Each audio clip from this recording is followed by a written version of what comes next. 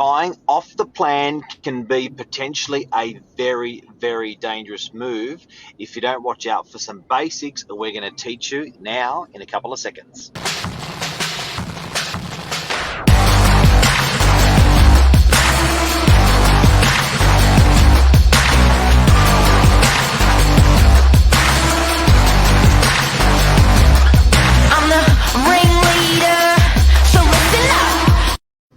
Good morning, everyone. Welcome to Morning Minutes, episode 375. Every day we get closer to the big 400. You've got myself, Michael Bergio, Mark Novak, buying off the plan, buying new properties. There's just, like, whenever you say off the plan, just look up and pretend there's a big grey cloud there.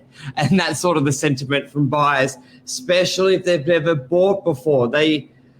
I reckon it's probably one of the most Googled things when buying, your pros and your cons, what to look out for. Is it good? Is it bad? Because like anything, Mark, you just hear horror stories, and there's in property market compared to buying to a second-hand sale, or there's probably more horror stories or significant ones about off the plan, from not getting what you want or what you thought, the construction, delays, but there's still great opportunities there. Huge. And guys, the Northern Beaches has 185 real estate agencies. Out of all of those real estate agents, we would be the highest volume agent with selling projects and off the plan. And what we mean by that is lots per year that we've sold over that period. We've had some really good exposure to give you guys some really good advice on what to watch out for when buying off the plan. Yeah, so let's go. What are some positives? Like when you're in that buying process, you've got what buyers like. They like the set buying price, especially in a booming market, Mark. There's a big difference, I know, in the sentiment when you've got a buyer, when there's low stock, days on market's low, and you go to the auction, it says it's guiding 700, it sells for 8, it sells for 850, and you've done your strata reports, you've done a lot. So I don't take for granted set prices. It's a big benefit. Also, the choice. Generally, you got multiple to choose from within a building. You can sometimes do some modifications. The stock level is just so bloody low at the moment. People are fighting over the one property. So having that plethora of selection, just so much selection of what you can do, is a massive advantage. And you're not, getting pipped at the post all the time when you're buying off the plan like you are with an auction. Yeah. Also, you got a lower capital outlay. A lot of the time, you only need a 10% deposit. Some developers will do a 5% deposit up front, and then you've got 2 years, 1 year, 2, 3 years for the settlement. I know a lot of people are a bit like, I've got 50 grand in the bank, but I need 100 or 80, but I'll have that next year, but I want to buy now. That building's in a great location, or I don't want the money in my savings account because I'll spend it. So it's almost a good forced savings. And in the imagine if you're buying, yeah, that's right. Imagine if you're buying any product and you're sort of relatively confident that that product's going to go up by 10%. By the time you need to pay for the whole thing. So imagine ladies that are watching, imagine lay buying something, and then more often than not, it's going to be worth more when you're ready to pay off the lay buy. Yeah, and that's a big thing. I think people like the long settlement. There's a lot of people who their time, as much as people love to sort of move in, having 12 months, 18 months to get things in order in your life, but also that savings. But let's maybe address also, Mark, talk about before we get into some of the negatives, because I think a lot of time people always talk about the positives, but if you're not aware of sort of the counter argument and what to look for in that, then you can hit a bit of a hurdle or a stumbling block when trying to buy. So, but Mark, talk about the stabilizing market view on off the plan, because I think that's very interesting for people to know. Selling so many projects that we have over the years, this is the one thing that we've noticed that happens, which is the best news about buying off the plan, and you can't get it happening with secondhand properties. And allow me to give you a large-scale example and a very recent example, which is the Meriton DY. So we won Meriton New Agents of the Year, and we'll their top agents list in the top agents with them across Australia. And a lot of what we sold was their DY block. Their DY block had 365 units, 360 units in there. Now, guys, you've got to understand this. Very important. And I'm going to use DY, but this works for any suburb when buying off the plan. Meriton did a lot of three-bedders in there, as an example. They had to sell those 3 bedrooms. DY sells 500 units on average a year. You know, if you go back the last 20 years, it's about 500 a year that DY is selling. That comes down to 45, let's just say 50 a month. There's 50 units a month that sell in DY.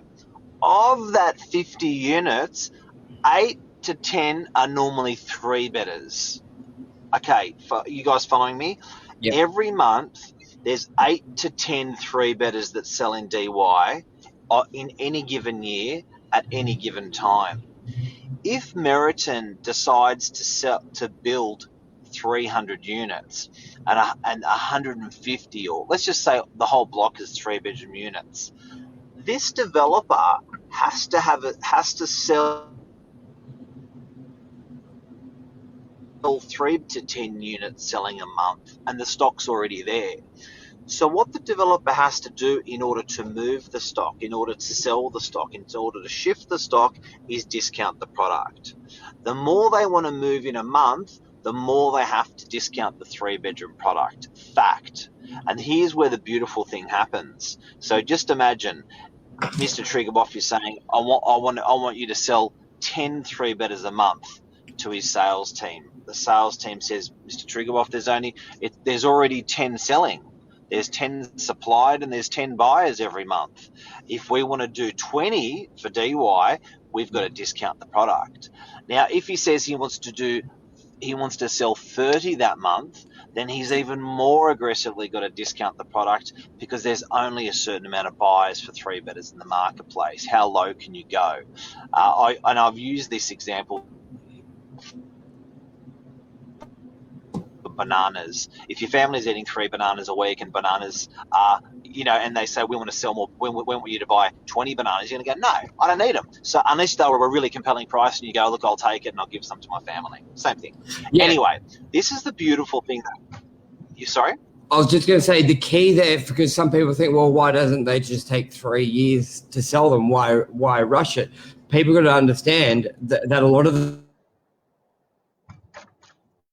the time they've got trigger dates. They have to have 50% of the building sold, 80% of the building sold before the bank will loan them for the construction. So they don't have 3 years or 5 years to do pre-sales. So sometimes they're trying to just juggle in 4 years worth of sales in 6 months. Because if you said to a buyer, buy it now, but it'll be ready in 7 years because I only want to sell 1 extra a month because DY only sells 10 and I don't want to flood the market and discount, they've got to compress it. So that's where that sort of ties in what you were saying. Now, here's the kicker when buying off the plan, and in conclusion to what I was to the block of what I just spoke about, how many are selling per month and stuff like that. Here's the kicker, and we just saw this happen with Meriton. The pricing to sell their 3-bedders, when they to sell them out, all sold, they were selling for about 1 to 1.1 for a 3-bedder. They were cheap, real cheap. What actually happened now, there's no more 3-bedders for sale in Meriton. And DY's gone back to selling its same old 10 or 11, 10 back then. Now there's a bit more stock permanently available. It's doing about 8, 10, 11 a month sales. But what happens is the prices all jumped because of the lack of stock of 3-bedrooms. So there's been about a 30% jump literally overnight from when Meriton sold out all their 3-bedders, finished, done, all gone. Overnight, the prices jumped because that's stock availability. So three bedders were selling at an artificial low when there was a surplus of three bedders in DY due to Meriton.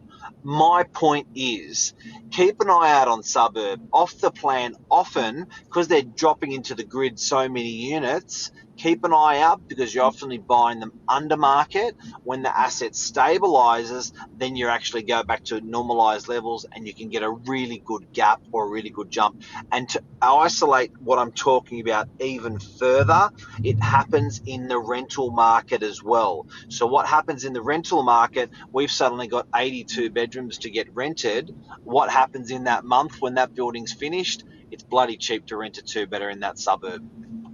Yeah, and especially in the suburb, but in the new building, they go for huge pricing because I think some people they may look at a brand new one better and a second-hand one better, and the new one would be a little bit more expensive. But a lot of people, where you get huge value buying a brand new property is that rental return. Some of the rents we got in Meriton and Carlisle were huge. So let's say you thought you're paying 50 grand compared to a 50-year-old unit to a new one, the rental return could have been 10, 20, 30% higher because a lot of the stock was older. So some of the cons on this article, like limited growth in the market. Can I put you on hold for 1 sec? Jeff Luby, good morning, legend. Luke Moroney, are people worried about another Opal? Absolutely. Let's come to that in a second.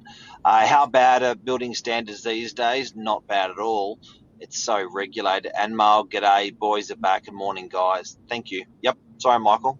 Yeah, so I know the expectation is a lot of people sometimes get worried about the growth. What will it be worth in 2 years when it comes to valuations and things like that? So that's where you've sort of got to really look at what you're buying, what the growth has been done, any up and coming projects. In most cases, you sort of look at a good comparable is you sort of get capital growth, but also the sales in the building. You can also look at the rates per square meter as well. And especially if you're buying into a project that 10 or 20%, 30% have already sold in, you can always be assured the values are very fair. Like if 20 people have already bought in at that level as well. So I think, and you may also just want to make sure you've got a little bit of extra cash in the kitty for financing purposes, because as much as we've had some great success stories where people have had a 30% deposit, the market went up even further from when they bought it and they only had to use 10%. You do want to protect yourself on a downswing, but be mindful, property is always the long game. But Mark, we've seen in 2 years a big up, a 10% shift. So play the long game in property. You're buying a brand new property. There's huge depreciation benefits and tax benefits, but just protect yourself if you do have a 5% downturn, or you may be great and have a 5% upturn. I don't think you want to ignore it and just think super positive. What's that saying? Prepare for the worst, but expect the best, or something? Prepare, yeah, along those lines. Expectations now, with Opal. Yeah, let's talk about Opal. Yes, so expectations with builders. There's a big thing to look at, Mark, where you see the pretty CGIs, you see the architect's name could be a big name on there, but it really comes down to who is building. Not always is the developer the builder. Mark, do you want to go through that relationship and how that can vary and what someone can do to sort of research who's actually laying the concrete, laying the tiles? Yeah. I think most importantly, everyone's got to look at the sheer numbers.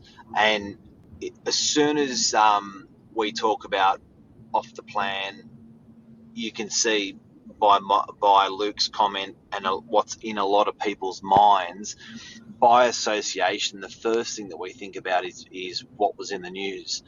And what's been in the news is loss. Loss is a lot more newsworthy than gain. Yeah. Do you know what I mean? So in the news, if it bleeds, it reads. So news loves to report the suffering, right? So when you guys, you've got to look at the average. And I'll come to what you were about saying in a second, Michael. But you've got to look at an average. You've got to look at if they're building 20,000 units a year or 30,000 units a year. 22,000 we said yesterday. Huge. Okay, 22,000 a year. You're building 22,000 a year. In the news in the last 10 years, how many blocks have been reported in the news? How many units in those blocks have been reported? Let's say that Opal Towers has 200 units. 200 units over the last 10 years when they've built 400,000 units? Yeah, it's you got to look at, is it just one error rather than a systematic error in the industry?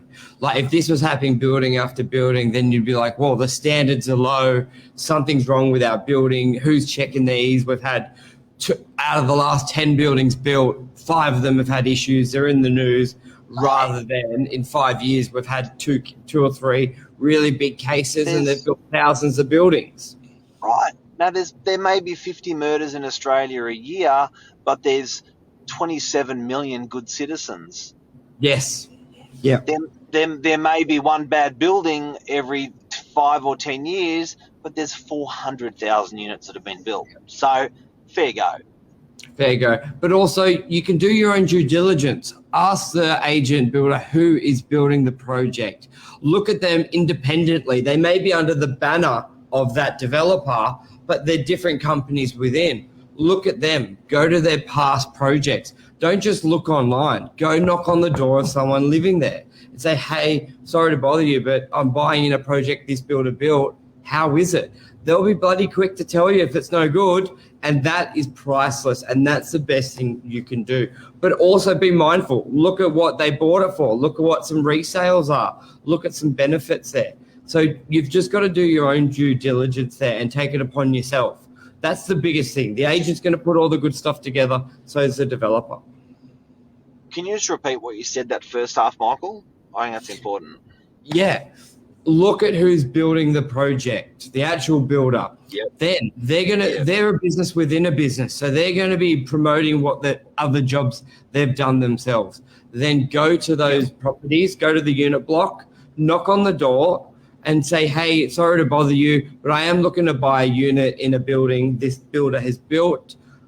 What are you happy here? Any issues? And talk to them. As we know, people are quick to complain, but they're also guys and girls. This is the best piece of advice out of this piece that we're doing today that I'd like you to take away. The best piece of advice is to do what Michael just said. Yeah. Also, thanks, Tony. You've asked what's some new legislation that's come in for off the plan. What I'm aware of, the insurance has gotten longer, building insurance, but a big thing is now there's personal guarantees from the developer builder. So before, everyone had a worry that the company that owned the building could just be shut down. You've got no recourse. There's now a personal guarantee from the name behind the company. So even if they shut down that company, they're still liable.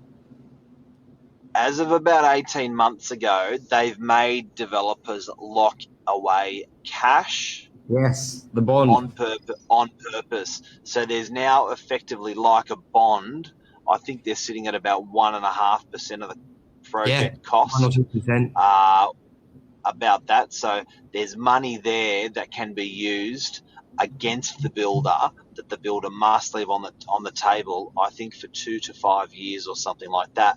But we've actually tackled a really big topic today. We're already up to 19 minutes. We're meant to be finished at 15. But Tony, see how passionate we are about it. Yeah. Tony's just asked another one with sunset clause. There were a couple of changes, just quickly. Tomorrow. Okay, all good. Tune in tomorrow, Tony. Let's talk about the sunset tomorrow. Yes, done. Thank you, everyone.